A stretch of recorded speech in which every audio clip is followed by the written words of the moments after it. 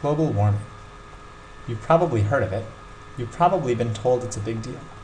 But maybe you don't know what to think. Well, a lot of people who don't understand the science behind global warming find the issue confusing. My hope is that as you come to learn a bit more of the science from these videos, that you'll be able to make up your own mind. In order to understand global warming, we need to realize that it's a question about how the temperature of the Earth has been changing over time. And when we say time, we mean time going back millions of years ago. This is ancient history. Now, some people would tell you that global warming means that over these millions of years, the Earth's temperature has just gone up and up.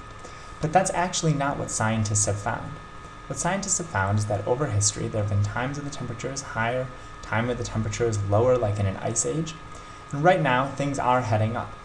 But the reason that we should be worried is because scientists have a lot of reason to think that this time, the temperature isn't going to go right back down. It's actually just going to keep growing and growing. We're going to be living in a very hot world, instead of the temperature just going right back down like it has before. In order to see why scientists believe this, we need to look at another graph. And this is a graph over that same millions of years of time. And this is a graph of fuel, how much fuel humans have used.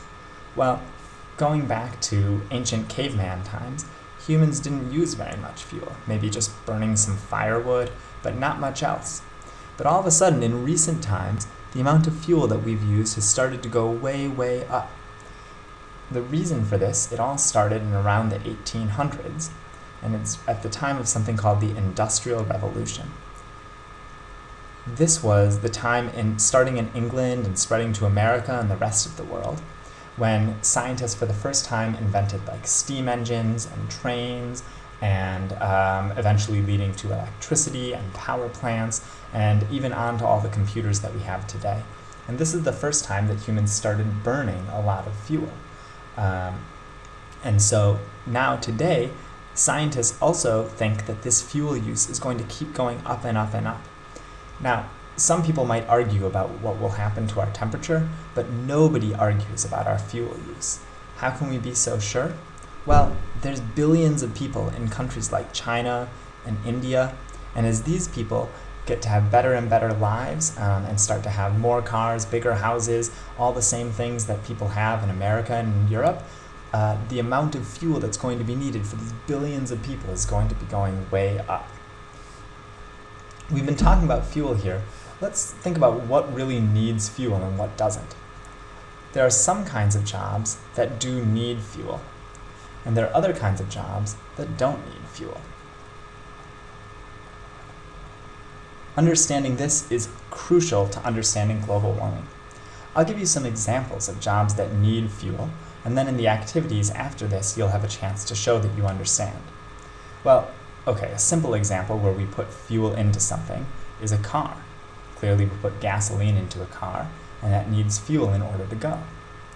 Another example we already talked about, like with cavemen, but even today when you're barbecuing, if you make a fire, you need fuel for that fire. Things that you use every day can go in this category too. Like if you use an iPhone, that uses fuel. Maybe you plug it into the wall to charge that battery, that's fuel. And even you, your body, if you're playing sports or if you even just clean your room, you need fuel for that. And the food that you eat, if you have a garden where you grow food, growing food in a garden also needs fuel. On the other hand, there are some things that don't need fuel. So like a desk, holding up papers, it can hold up the papers all day long. It doesn't need any fuel. A bottle can hold water without any fuel. A pin can hold up a poster, or can hold clothes on a mannequin, again, without any fuel. You could also have window shades that block the sun, and they do that job without any fuel. Or if you use a blanket at night, it keeps you warm, but it's not like a fire where you have to burn something. A blanket can keep you warm, and it doesn't use any fuel. So in our next video, we'll look at what sorts of fuels you might use for all of these activities. But what's important to understand for now is that there are jobs that need fuel, jobs that don't. But as billions more people are starting to do more and more of all these things, that's going to drive our fuel use way up, And as we use more fuel, that adds two things that are going to cause problems. First of all, burning all those fuels adds heat to the world, and so that drives our temperature up.